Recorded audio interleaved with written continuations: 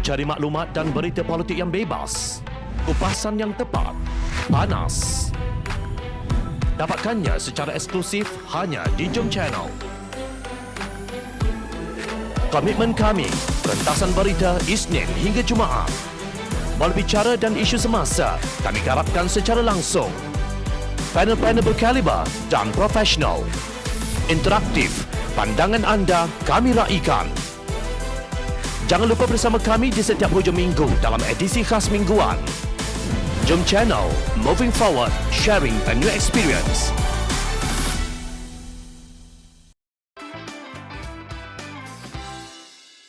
Masih adakah cahaya di hujung terowong COVID-19?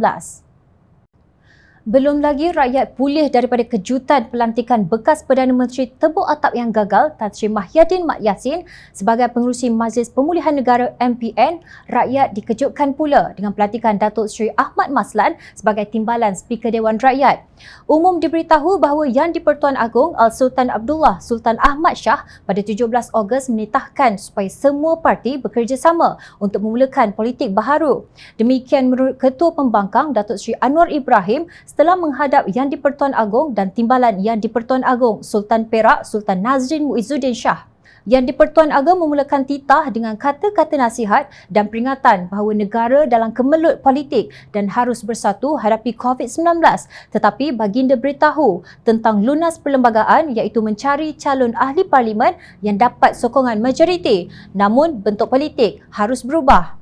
Maknanya yang menang jangan jadi seperti pernah berlaku memakan yang kalah. Semua parti dengan semangat baharu, muafakat baru bekerjasama untuk menangani COVID-19. Tiap ketua parti diminta menyampaikan pandangan. Semuanya nampak ada satu persefahaman konsensus untuk hentikan politik lama yang melelahkan dan membosankan. Ujarnya seperti dipetik beberapa media. Namun apakah yang kita lihat selepas Datuk Seri Ismail Sabri Yaakob dilantik sebagai Perdana Menteri ke-9? Apakah politik baharu yang dibawa oleh Ismail Sabri? Apa yang kita nampak hanyalah sebuah kabinet kitar semula yang menampilkan muka-muka lama yang gagal. Malah 3 orang duta khas Perdana Menteri bertaraf menteri yang sehingga hari ini tidak diketahui apakah fungsinya kekal dalam jawatan masing-masing. Ahli Parlimen Pakatan Harapan Kapar, Datuk Abdullah Sani menyifatkan kabinet kerajaan yang ada sekarang adalah umpama rojak yang tidak diketahui sama ada kuahnya masam, yang basi dan tidak laku didedahkan kepada rakyat. Yang terang-terang menderhakai ke bawah cakupu Yang di-Pertuan Agong dan Majlis Raja-Raja. Menurut Ahli Dewan Undangan Negeri Pakatan Harapan, Tebing Tinggi Dr. Abdul Aziz Bari, masalah lompat parti semakin teruk. Action dan sebagainya, dan itu kita boleh halusi ya, bagaimana untuk boleh diterapkan dalam kerangka itu supaya kita dapat mengurangkan ataupun menangani masalah lompat parti yang saya fikir terlalu teruk. Pakatan Harapan akan melaksanakan manifesto yang tidak sempat dilaksanakan kerana kerajaan Ismail Sabri semakin teruk seperti tikus membaiki labu. Kerajaan Perikatan Nasional mahupun kerajaan keluarga Malaysia sudah tidak boleh diperbaiki lagi. Justru rakyat tiada pilihan selain kembali kepada Pakatan Harapan yang telah diberi mandat pada pilihan raya umum ke-14 lalu. Sekurang-kurangnya Pakatan Harapan sudah membuktikan ia membuat kerja ketika berkuasa selama 22 bulan. Sementara itu, Ahli Parlimen Teluk Inta Ngal Korming menekankan bahawa usul undi percaya hendaklah menjadi agenda utama seperti Convention United Kingdom kerana sistem kita berasaskan daripada sistem Westminster. Katanya kerajaan tidak boleh lari daripada tanggungjawab mereka untuk membuktikan adanya sokongan. Pada masa yang sama, Ahli Parlimen berhak menerima atau menolak usul yang dibuat oleh kerajaan.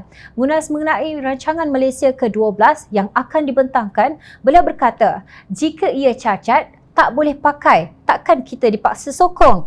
Menurut pengerusi DAP Perak itu, Parlimen hari ini bukan lagi rubber stamp. Kita bukan ikut saja jari telunjuk Perdana Menteri. Malangnya, kata Korming, kegagalan Mahyadin diulangi oleh Ismail Sabri. Institusi Parlimen telah dikotak-katikkan oleh Mahyadin, tegas beliau.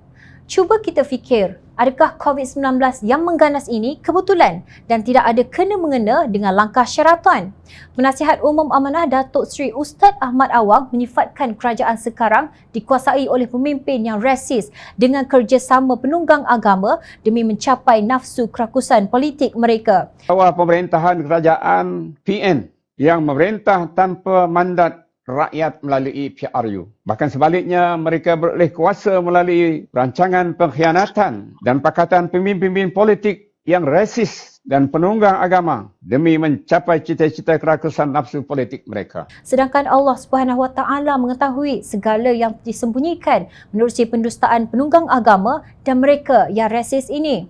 Beliau berkata demikian ketika merasmikan Konvensyen Nahdlatul Ulama Nahdah Jadidah Nunji 2021 yang membuka tirai pada 31 Ogos secara webinar bagi membincangkan tentang pandemik global dan perspektif maqasid syariah pengalaman Malaysia. Untuk menjelaskan maksudnya, Ustaz Ahmad memetik ayat 2 hingga 3 dalam surah Al-Ankabut, terjemahannya. Patutkah manusia menyangka bahawa mereka akan dibiarkan dengan hanya berkata, kami beriman, sedang mereka tidak diuji dengan sesuatu cubaan? Dan demi sesungguhnya, kami telah menguji orang-orang yang terdahulu daripada mereka.